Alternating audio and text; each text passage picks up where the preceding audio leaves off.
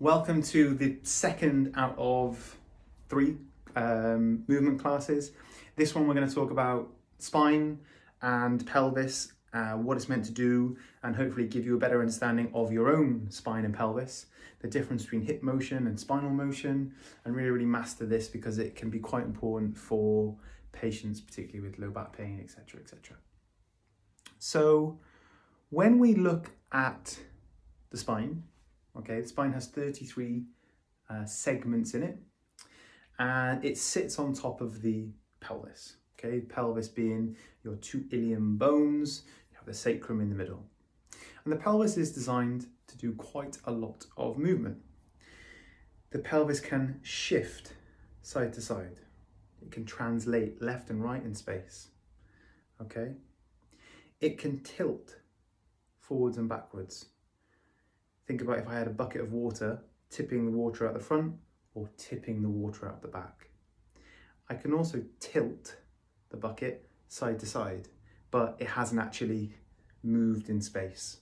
So this is known as a hiking. So we can hike one side or the other. We can shift it in space. We can tilt it forwards and backwards, and we can rotate it. We can turn it left and right. So there's a lot of motion there. And that motion will be in opposite to the spine. So if my pelvis rotates one way, the bottom segment of the spine will have to rotate in the opposite direction. And it's really important that you can control these motions to prevent any degree of low back pain. Now, what most people do when they come into the clinic is tell me that they have bad posture. But really, there is no bad posture. What there is two things. Number one, can you access each of these different motions? Most likely no. Most people don't understand the difference between these movements, and if you even show them, it's very hard to actually get them to do it correctly because you've lost the connection to that area, which is partly the reason why pain has become an issue for you in most people's cases. So we need to reconnect with your ability to move in each of these directions. And secondly, you might be able to, you might understand them, but you're stuck in one of them. So very common is to see people stuck in an anterior tilted pelvis. Now you'll see a lot on the internet, if you're a Googler, about people with an anterior pelvic tilt and how to fix an anterior pelvic tilt, which is nonsense. We don't want to fix it. It's not a bad thing. It's not a terrible thing. Just like how we're going to talk about the flat arch in the foot class. Not a bad thing. Okay, it doesn't matter if your foot is flat, high, collapsed, whatever you want to call it, pronated. What matters is, do you have the ability to move in and out of these positions? Because you need all of them. The body wouldn't have created an ability to do something if it was bad. It's just stupid. You know, we're pretty highly evolved beings. And so if you're in an anterior tilted pelvis, that's fine. But you should only be in there, hopefully now you're starting to understand this, at certain phases of the walking pattern. Which phase should you be in an anterior tilted position? It's in the suspension phase. That's why in class 1, when we looked at loading through the front foot, we talked about pulling the chest out and the chin in, because funnily enough, that pairs with anterior pelvic tilt, tipping the bucket forwards, water coming out the front, which aligns with a big arch in the low back, which is fine. But you then need to be able to come out of it to move on to the next phase. And some people get stuck. I would describe it as frozen in time in their walking cycle. So they go to this suspension phase and then they do the rest of the walk stuck in the suspension phase. And they never ever get out of it. So what's that going to cause? It's going to cause chronic tightening of the low back muscles because it's stuck in extension. Even me being here now at that end range feels uncomfortable. The joints are jamming together, which can create irritation and then inflammation. And so if you have the inability to get out of the anterior pelvic tilt and flex the spine, well, you're probably, you're not going to be in a good place. Where do most people with back pain injure themselves? Tends to be flexion-based injuries, bending forwards. Oh, I was brushing the teeth. I was doing the dishes. Because your body's, it's just not used to being there. It's an unsafe zone because you never ever go there. So when you're forced to go there to do an activity, bang, there's a spasm. Have you created any damage? No, there's no damage at all. You've just entered unfamiliar territory. And so part of this is making you familiar and safe with all the potential movement options so that when you do your trivial movements, you're less likely to injure yourself. Okay? So what we're going to start with is looking at the difference between hip motion and spinal motion. Okay, this might be familiar to some people. So it's the difference between what we call a hinge of the hip and a flexion of the spine. So if I am to bend forward and let myself roll down, this is my spine flexing down, okay? And up. And everyone should be familiar with that. But I can equally get to the floor without flexing my spine at all. This motion, which is a hinge of the hip. You've got to think about pushing your bum backwards. So you can see the angle I've now created. And the more I hinge at the hip, depending on your flexibility, you can actually get quite low. So when people talk about proper, manual handling, what they're looking at is the hinge of the hip and then the bend of the knee. So you maintain a flat position through the spine, or what we call a neutral spine. When lifting particularly heavy objects, we think that this may be safer, but we don't entirely, the science isn't fully kind of fleshed out on that quite yet. But we want, either way, we want you to be able to know the difference. We want you to be able to experience, okay, this is moving my spine and this is moving my hips. And the easiest thing is to use a mirror to be able to do it. So you can actually watch yourself. Okay, here I'm flat, here I'm arched. Spine, hip. Okay? And then you can progress your hip hinge into really nice body weight squats. Okay? You don't squat by flexing your spine. And so when you are picking up objects, or if you're in an acute phase of pain, it can be very, very helpful to do things with a neutral spine or with a hip hinging motion. Okay? Instead of dropping down, because the position of most torsion on the spine is with spinal flexion and rotation. So how many household tasks, gardening tasks, etc. involve dropping down and turning and doing a bit of this and doing a bit of that? Well, they're the times if your body is primed to be in a low back episode, it's going to flare up.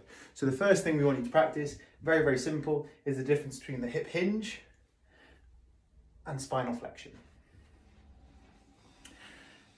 Now that you have an appreciation for hip hinging versus spinal flexion, we're going to look at the different movements of the pelvis and try and get you familiar with moving them or moving your pelvis in different directions. So first, we're going to look at the difference between a shift and a hike. Hopefully. Okay. Easiest thing to do here is put your hands on your hip bones here. And then from there, what we're going to do is we're going to just simply bend one knee and keep the other one straight. Okay, hopefully you can see that. Okay, so I'm bending one knee. Notice how my feet are still on the ground. The heels aren't going anywhere. Okay, it's a bend of one knee and keep the other one straight. Now, if you're able to do that, you'll see how my hips, or what's actually my pelvis, changes. So what's happening is a hike. So if I bend this knee, the opposite pelvis comes up, on the same side it goes down. So you'll feel tension on this side and space on this side. and then you come up. If I now bend the opposite knee, nice and slow, you can see how I drop on one side and back up. It drops and back up. Or you might liken it to, if one knee bends, the opposite hip almost goes out to the side a tiny amount, because I can't really hike it without some degree of shift. So we want to just be able to practice bending one knee and keeping the other one straight and switching side to side. Now, you'll start to notice that when we do this, the rib cage automatically changes. And if you've done the rib cage class already, you'll know that it's because everything opposes each other. So at this point, we can link everything together. Remember, everything is in opposites. So if I bend this knee, okay, my opposite shoulder already wants to come down into it, and my head stays level. Okay, the opposite way. This knee bends, hip goes down there, shoulders go down there, head goes that way. So we've got tilting this way, tilting that way, tilting this way. It's all opposites. And we want to create some fluidity and try to move from one to the other. Okay? Now, what am I not doing? I'm not moving side to side. So if you were to put your hand down the outside of your hip, down to the outside of the foot, to begin with, they're in line. And as I'm doing this motion, that doesn't change. Okay? Imagine that you're in the smallest kind of, you've got two brick walls either side of you. I can't go into the walls either way, but what I can do is slide my body up and down. Okay? Because if I was to do a shift of the pelvis, because that would look like the outside of the hip now moving outside the line of the foot. Okay, so this is a shift where I'm actually moving side to side in space. My weight bearing is shifting towards one foot, and then feel the weight bearing shifting towards the opposite foot. You feel a stretch on the outside of the hip and a stretch on the outside of the hip. So start to practice the difference between a shift, whereby, again, the same rules apply. Your rib cage will drop away and the head would stay level. The rib cage would drop away and the head would stay level, okay? Versus a hike, in which we bend the knees to get that hiking motion. Hiking, okay? And you can exaggerate the shoulder and rib cage motion, or you can just get the feeling of the pelvis rocking side to side.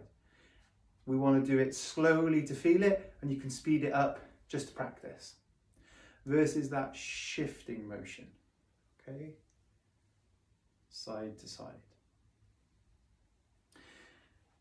We can then also look at rotation of the pelvis, okay? So this is quite simple for most people because it's just turning your body. If you're used to turning your hips, which is pretty easy, just turn, then that's rotation of your pelvis. So if I had my hands here and I'm facing directly to you and I turn, I'm now facing that way. So my pelvis has rotated. And this way, the other way. Now, I lose count of the amount of patients that come in and tell me that their pelvis is out of alignment and can I put it back in?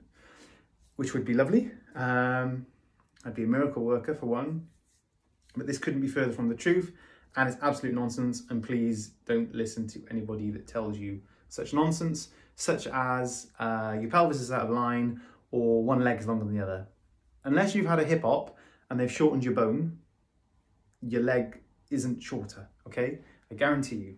What happens is muscle tension on one side pulls you into more of a hike, just like you've been practicing. And as I've mentioned earlier, you get stuck in that hiked position, which gives the illusion of one leg being longer than the other. So it's just muscle tension. That's all it is, okay? It's not a terrible thing that is some kind of pathology, disease. Oh, I have a misaligned pelvis. There's no such thing as a perfectly symmetrical human, Okay, we want to really eradicate these beliefs because they're not helpful at all. What's important is that you have the ability to move in both directions, and ideally, yes, we don't want you to be stuck in one place all the time, but all that requires is figuring out why that muscle is tight. Once that muscle can let go, you can move towards neutral. Is it imperative that everyone is in this perfectly beautiful neutral place and they're not stuck in one position? Well, not necessarily. There's no evidence to suggest that any postural variations have any link to the experience of pain. But what I would say is that even if you have different curves in your spine, and perhaps you do always have a hike to one side, this is your resting position. And I'm not too worried about what your resting position is, as long as you have the ability when you walk, when you move, to get out of it, but maybe you just end up back in that place again. What I wouldn't want is you being in that place and in that place all the time. Just like how we talked about being stuck in anterior tilt all the time. If you start here and you go on a journey out of it and back to it again, absolutely fine. And this is what we're going to talk about in the foot class, exactly the same thing. If I've got a flat foot, I don't care. As long as when you walk, it arches and goes flat again. If it's flat 24/7, okay, maybe this is an issue.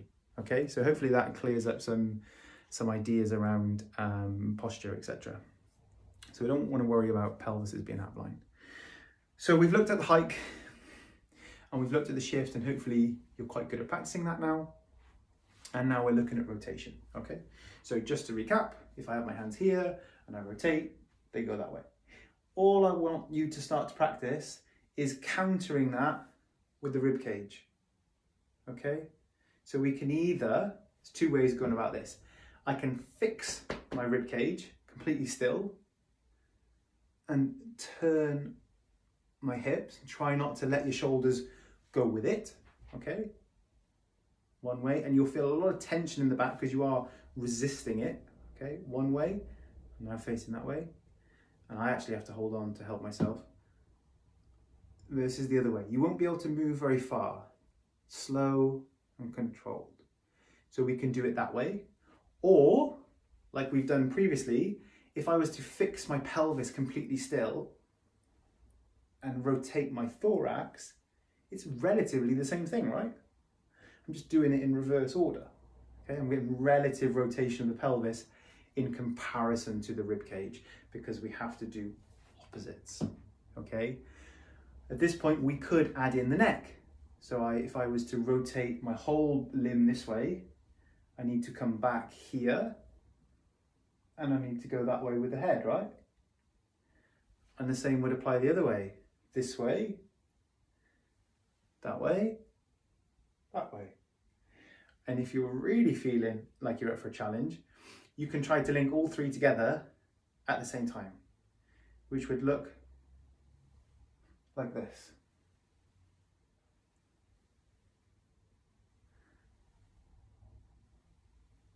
I'm bringing my head towards the shoulder. Head towards the shoulder. What you may have figured out by now is that your pelvis and your neck always do the same thing.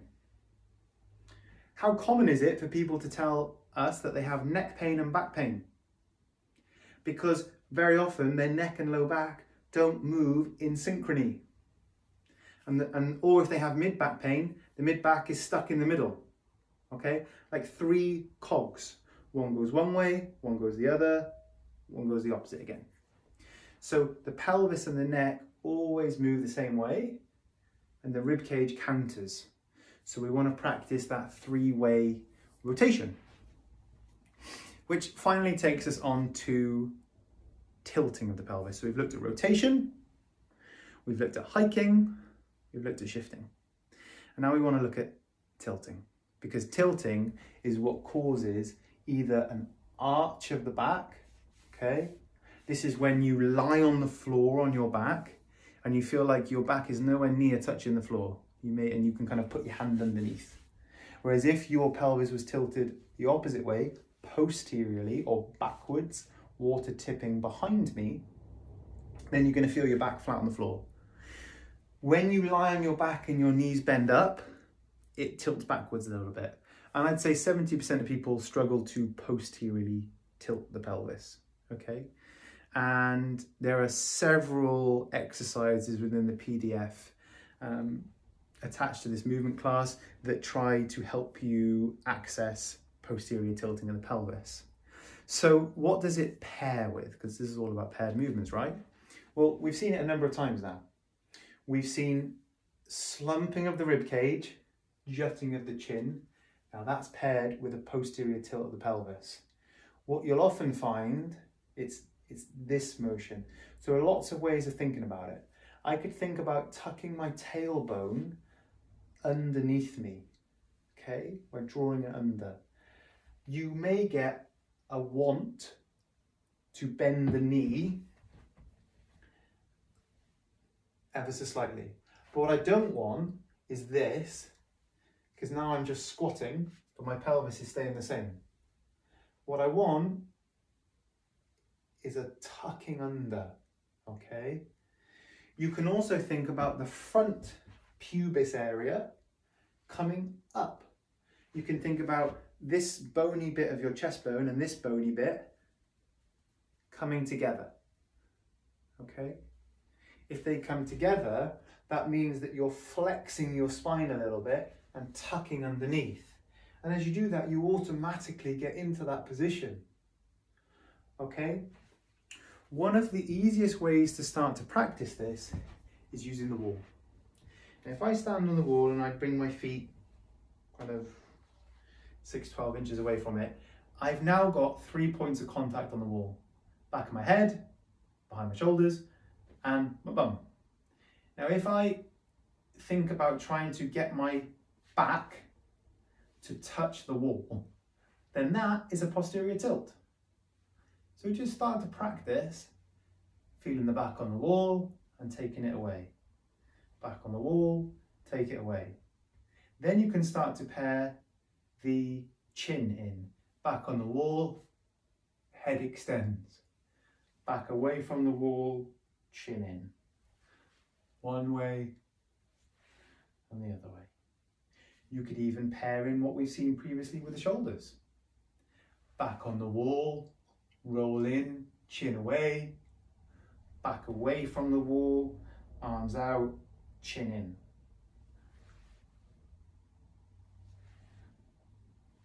Okay, so you can spend easily 5 minutes practicing that. It's normal to feel some tension, so don't worry about that. And then you can do exactly the same thing on the floor. Just on the floor, practicing tucking under and forwards. In the PDF section, the pelvic tilts exercise is that exercise which you can go to and practice this cog-like movement of the low back, the mid back and the neck, all as one unit. And then of course the hardest variation is standing, because we've got no guide, we've got no floor, we've got no wall. Yeah, where we're trying to tuck under, bring everything in, and the opposite way, okay? So that covers all of the pelvic motions, spinal flexion versus hip hinging, the opposition of all these movements. And so now we want to integrate these things into our gait-based movements. We had suspension, we had shift, we had transition, and we had strike, okay? So, number one, suspension, that loading phase, okay? Remember, just pause this video at any point if you want to go back and practice something and then carry on, because I'm just trying to show you all the different things, but you may want to pause, practice, carry on, okay? So suspension first of all right? Make sure that you've watched the upper body class first, because that's already started to go through this suspension work. And in suspension, the front leg is on a diagonal to the back leg, okay?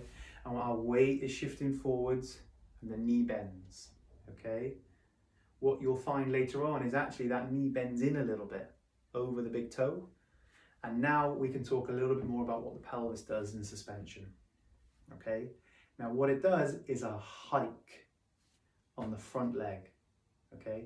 Not so much of a shift. As I move forwards, okay, I hike up on one side and my back one goes down. Okay, so from here, you can see how my back hip drops down. What I've not done, you can see how I've moved across the screen, is a shift. So I could have shifted across, in which case my pelvis is still level, it's just gone sideways, versus a hike. We want the hike, okay? So we want to feel with that hike, this side scrunching together. So you recall from the thorax, we want to drop back in. So we hike up on the front side and we hike back into it and the head stays level. So that's your sideways motion. We also want an anterior tilt. So we arch up through the thorax and we arch the lower back forwards. So we've got a hike with an arch as that front knee bends, chest out, chin in, all paired at the same time. Okay, this is suspension. Okay, the rotation in these exercises is pretty simple because as you're bending the front leg, you're rotating anyway. So we don't need to worry about that. In this exercise, we need to think about the front hike and the tilt. And then if we were going to add everything else in, we're going to drop the rib cage, we're going to drop here, we're going to reach here, and remember we're going to rotate away. So then I'm adding in all these different elements of how we're meant to move together in a 3D map. So that's suspension. In shift, it's the opposite. It's the same movement, kind of in reverse. So now we want to shift the pelvis across, okay?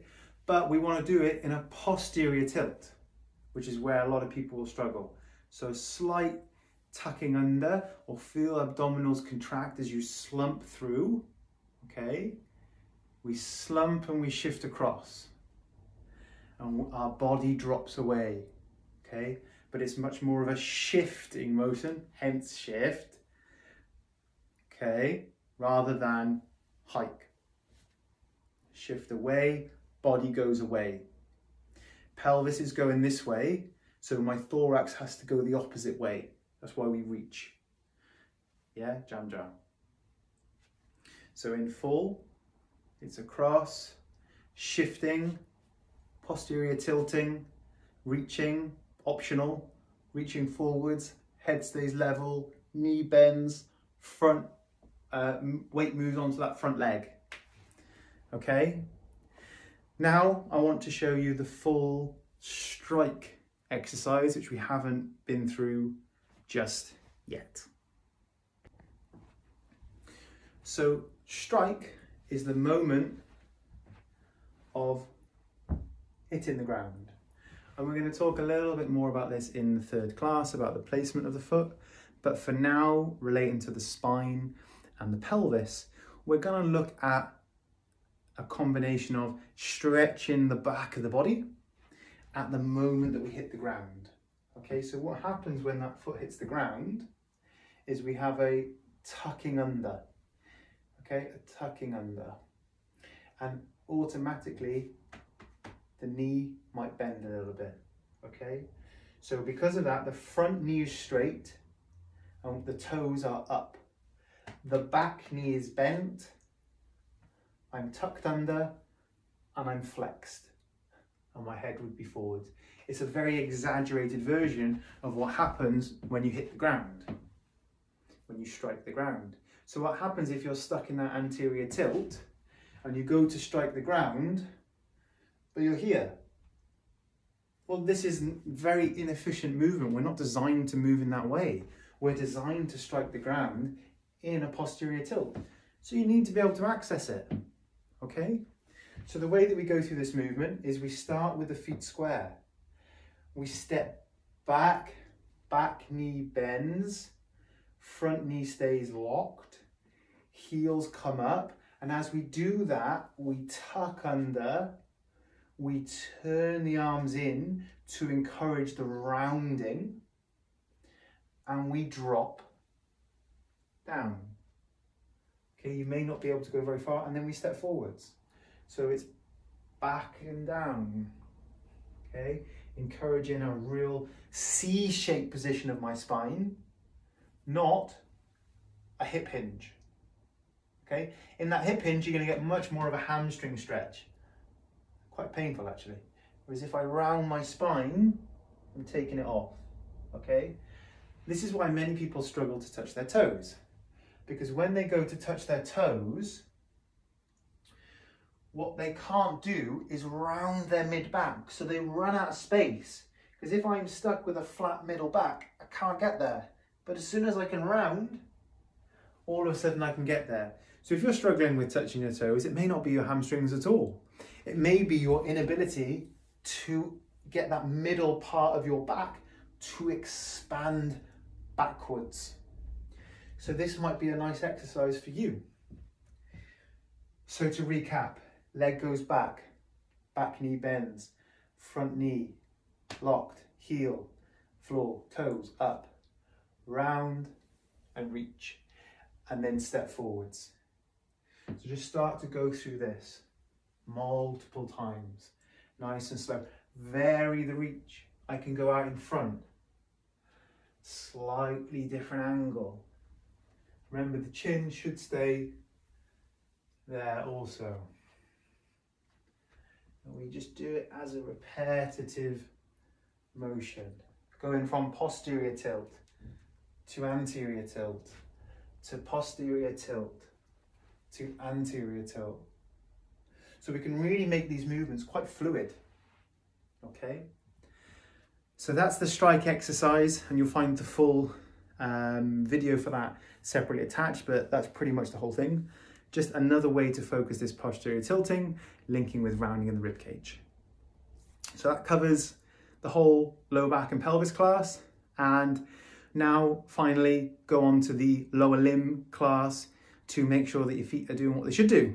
Really important, it's the foundation on the ground, and if that foot isn't right, then frankly all of this stuff is irrelevant. So enjoy.